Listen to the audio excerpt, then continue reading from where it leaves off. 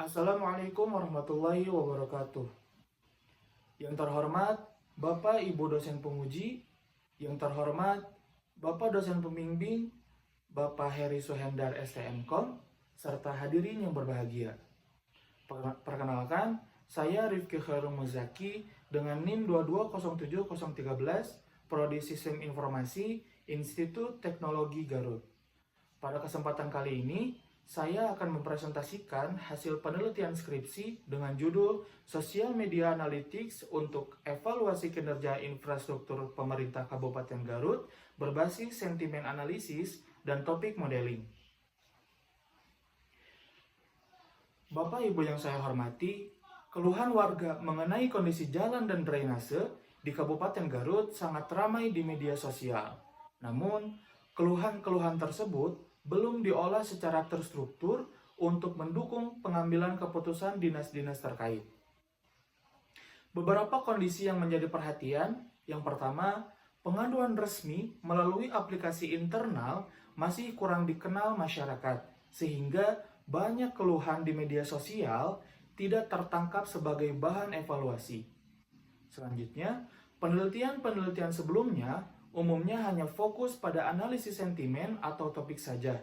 Jarang keduanya digabungkan dan hampir tidak menghasilkan dashboard interaktif.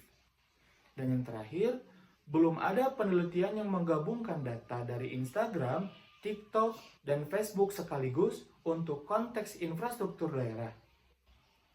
Data resmi menunjukkan bahwa kemantapan jalan Kabupaten Garut baru mencapai 65% dari target 80% dan hanya 70% ruas jalan yang memiliki drainase yang memadai. Hasil analisis media sosial ini diharapkan dapat menjadi bahan acuan tambahan bagi Dinas PUPR dalam menentukan prioritas perbaikan infrastruktur. Adapun permasalahan yang telah diselesaikan pada penelitian kali ini, yang pertama, bagaimana mengidentifikasi topik dominan opini masyarakat secara terpusat, kemudian bagaimana mengukur kecenderungan opini secara objektif dan terstruktur, yang ketiga, bagaimana menyajikan hasil agar aplikatif dan mudah dimanfaatkan. Kemudian bersama dengan rumusan masalah ini, ada tujuan penelitian untuk menjawab semua rumusan masalah tersebut. Yang pertama, mengidentifikasi topik dominan menggunakan metode LDA.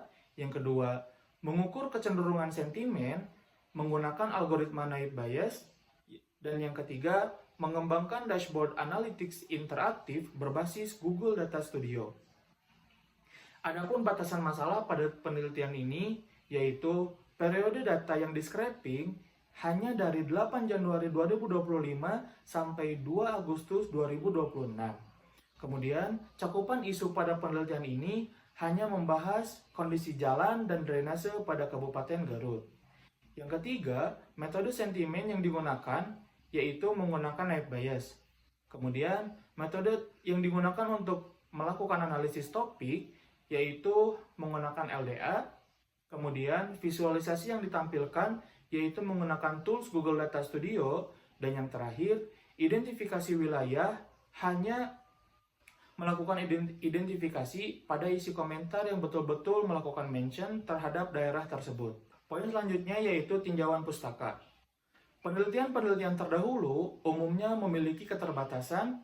Yang pertama, hanya menggunakan satu platform media sosial. Yang kedua, fokus hanya pada klasifikasi sentimen atau topik saja. Yang ketiga, belum menghasilkan dashboard interaktif. Dan yang keempat, tidak spesifik pada evaluasi infrastruktur daerah.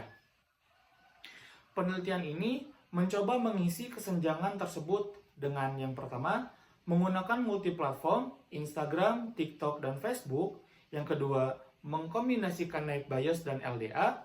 Yang ketiga, menyajikan hasil dalam bentuk dashboard interaktif Google Data Studio. Dan yang keempat, fokus pada insight yang dapat langsung dimanfaatkan oleh pemangku kepentingan. Penelitian ini menggunakan kerangka kerja KRIS PDM yang terdiri dari 6 tahapan. Yang pertama, business understanding, yaitu melakukan identifikasi masalah bersama Dinas PUPR. Yang kedua, data understanding, yaitu melakukan scraping data dan eksplorasi komentar publik. Yang ketiga, data preparation, yaitu melakukan cleaning, normalisasi, tokenisasi, stop word, stemming, dan labeling. Yang keempat, yaitu modeling, menggunakan TF, IDF, Naive Bayes, dan LDA. Yang kelima, yaitu evaluation, menggunakan akurasi, precision, recall, F1 score, dan coherence score. Dan yang terakhir, deployment, yaitu melakukan visualisasi hasil analisis menggunakan Google Data Studio. Pada penelitian ini, data yang dikumpulkan menggunakan instant data scraper dari akun resmi pemerintah, pejabat-pejabat publik, komunitas lokal, dan masyarakat daerah, masyarakat setempat. Dengan total komentar mentah yang di scraping yaitu 10.574 data, kemudian setelah melalui pre-processing yaitu 9.440 komentar. Distribusi platformnya, TikTok mendominasi pada sumber data ini dengan 48,7%, kemudian Facebook 36,1%, dan Instagram 15,2%. Selanjutnya, yaitu hasil dan pembahasan. Untuk yang pertama, ditampilkan distribusi sentimen publik dari 9.440 komentar, distribusinya yang pertama itu sentimen negatif dengan 57%, yang kedua sentimen positif dengan 24%, dan yang ketiga itu sentimen netral dengan 18,3%. Kemudian hasil dari topik modeling menggunakan LDA yaitu diperoleh nilai coherence score sebesar 0,4171 dengan K sama dengan 10, yaitu menghasilkan 10 topik modeling. Yang pertama, jalan rusak dan kondisi buruk atau umum. Yang kedua, pelaporan dan respon keluhan medsos. Yang ketiga, dugaan pungli dan dana pembangunan. Yang keempat, jalan rusak wilayah Garut Selatan. Yang kelima, komentar umum di luar isu jalan dan drainase. Yang keenam, kesenjangan penanganan wilayah selatan. Yang ketujuh, sapaan dan komentar personal kepada pejabat daerah. Yang kedelapan, opini umum tentang pemerintahan daerah. Yang kesembilan, keluhan drainase dan banjir. Dan terakhir, opini umum tentang anggaran dan keuangan publik. Selanjutnya ditampilkan evaluasi performa model. Model Naive Bayes dengan turunan komplement Naive Bayes diuji pada 1.888 data atau 20% data uji dan mencapai akurasi sebesar 71,3%.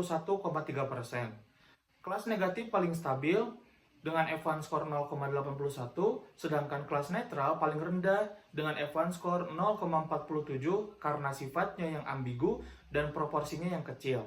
Selanjutnya ditampilkan top 5 wilayah prioritas penanganan berdasarkan sentimen negatif. Yang pertama ada Cisewu dengan 638 data sentimen negatifnya.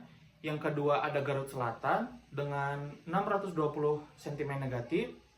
Yang ketiga itu ada Talaga Bodas dengan 355 sentimen negatif. Yang keempat itu ada Cihurip dengan 280 data sentimen negatif. Dan yang terakhir Pamengpeuk dengan 155 data sentimen negatif. 4 dari kelima top wilayah prioritas penanganan berdasarkan sentimen negatif termasuk ke dalam Garut Selatan. Mengapa di sini ditampilkan daerah-daerah tertentu yang termasuk ke dalam Garut Selatan? Juga ada Garut Selatannya tersendiri karena batasan penelitian ini yaitu identifikasi wilayah hanya berdasarkan isi komentar yang betul-betul menyebutkan daerah tersebut, tidak melakukan identifikasi berdasarkan titik koordinat. Karena pada tahapan scraping data itu menggunakan instant data scraper yang dimana instant data scraper ini tidak bisa melakukan scraping data berdasarkan titik koordinat tertentu. Selanjutnya yaitu dashboard analytics. Bapak Ibu sekalian, izinkan saya untuk melakukan demonstrasi penggunaan dashboard Google Data Studio. Pada tampilan pertama, ini ditampilkan pendahuluan, di mana ada ditampilkan judul, jumlah data yang dianalisis, jumlah topik yang berhasil dianalisis, dan jumlah wilayah yang telah teridentifikasi. Selanjutnya, pada bagian ini ditampilkan beberapa hasil analisis dari sentimen analisis. Ada berupa scorecard, diagram distribusi sentimen per platform, dan tren analisis sentimen. Di sini ada filterisasi by tanggal, filterisasi by sentimen, dan filterisasi by platform. Dimana jika diklik, misal kita contohkan, di sini sentimennya kita coba hanya sentimen negatif saja. Maka hasil dari distribusi sentimen, distribusi platform, dan tren analisis ini menampilkan hanya dari sentimen negatif saja. Karena pada filterisasi by sentimen ini diset hanya sentimen negatif saja yang ingin ditampilkan. Selanjutnya, pada tampilan ini masih dashboard sentimen analisis. Di sini ditampilkan cuplikan komentar. Ini pun sama, ketika diklik filter tertentu, misal contohnya kita ingin melakukan filterisasi atau menampilkan cuplikan komentar hanya dari platform TikTok saja. Ketika diklik, maka hasilnya atau hasil cuplikan komentarnya hanya menampilkan dari platform TikTok saja. Selanjutnya, di sini ditampilkan dashboard topik modeling, di mana ditampilkan beberapa tampilan hasil analisis, yaitu ada diagram topik, ada diagram sentimen per topik, ada scorecard juga, dan ada filterisasi by topik, by wilayah, dan by sentimen. Di sini pun sama, ketika diklik kita contohkan, ketika diklik topik tertentu yang ingin ditampilkan, misal kita ingin menampilkan topik jalan rusak, maka ketika diklik filterisasi ini, maka nanti hasil dari diagram topik dan diagram sentimen per topik serta scorecardnya itu akan menampilkan hasil analisis dari filterisasi yang telah ditentukan saja. Selanjutnya, pada tampilan ini ditampilkan top 5 wilayah prioritas berdasarkan sentimen negatif serta ada cuplikan komentar di bawahnya. Ini pun sama, ketika diklik filterisasi tertentu, misal kita pengen menampilkan wilayah Cisewu, maka hasil komentarnya, hasil cuplikan komentar di bawah, dan hasil diagram donat ini akan menampilkan hasil analisis berdasarkan filterisasi tertentu. Kemudian terakhir, pada tampilan ini ditampilkan hasil model yang telah digunakan, di mana di sini ditampilkan ada classification report, model dari net bias. Di sini pun ditampilkan hasil evaluasi model, topik modeling menggunakan LDA. Sekian presentasi dari saya. Terima kasih atas segala perhatiannya. Mohon maaf apabila banyak kekurangan. Wassalamualaikum warahmatullahi wabarakatuh.